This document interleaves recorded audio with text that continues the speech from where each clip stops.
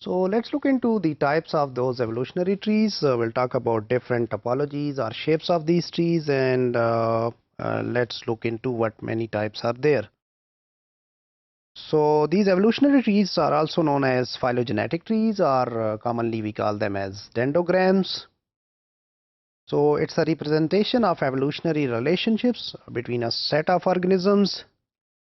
So here we see that there are two, we call them as leaves or taxa. One is taxon. So we have two taxa, and those two leaves which are close to one another, we call them as sister taxa.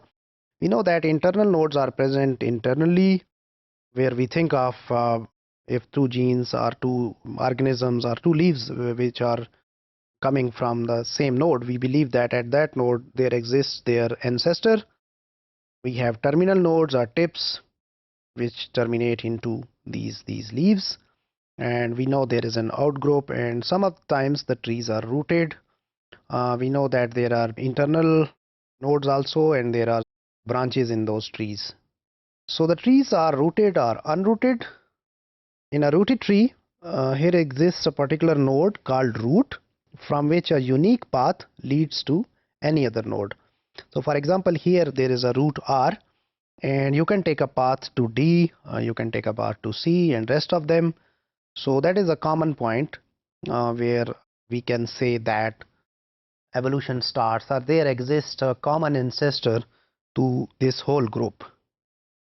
So the direction of each path corresponds to an evolutionary time. So for example, there is some root, and then from root to we can lead to node 1, and then node 2, and then finally we reach to this leaf D. So this direction, or this whole path, its length can be correlated with the evolutionary time. The root is the common ancestor of all OTUs, whereas an unrooted tree is the tree that only specifies the relationship among OTUs, but it does not define any evolutionary path. So we don't trace a root in this tree, so we cannot say where the root is located. So this is a kind of unrooted tree.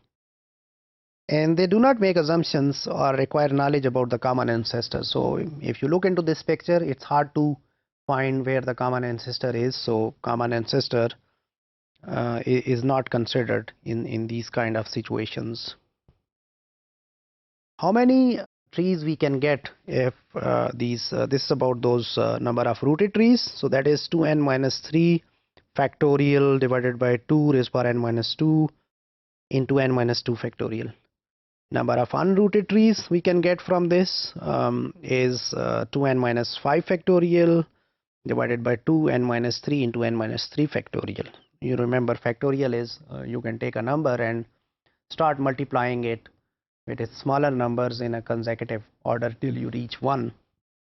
So here is the relationship between n and how many rooted trees we can get, or how many unrooted trees we can get. So as n becomes bigger, there are 10, for example, sequences, or 10, for example, OTUs or leaves. So in that case, you can have so many rooted and unrooted trees.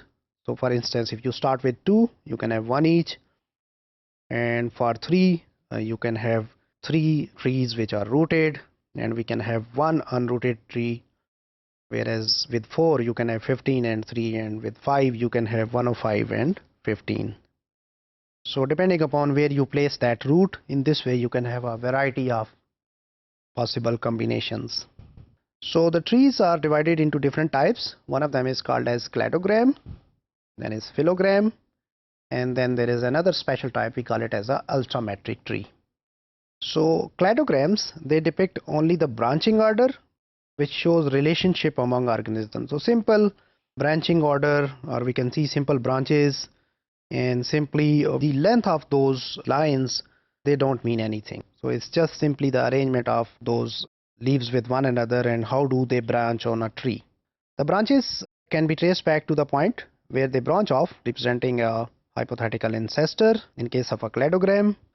Phylograms are the trees that represent branch lengths as proportional to some measure of divergence between species. So how do these species they change from one another? So we can have different units For example, here we have different time units. We have 1, and then between B and C we have a distance of 7, 1 plus 6. Same way we can calculate the distance, and this distance is actually representing the actual genetical changes which takes place over the course of time, which has been followed by the course of evolution. These trees include a scale bar to indicate the degree of divergence represented by a given length of a branch, and ultrametric trees can be rooted so that all paths from the true root to leaf have the same length.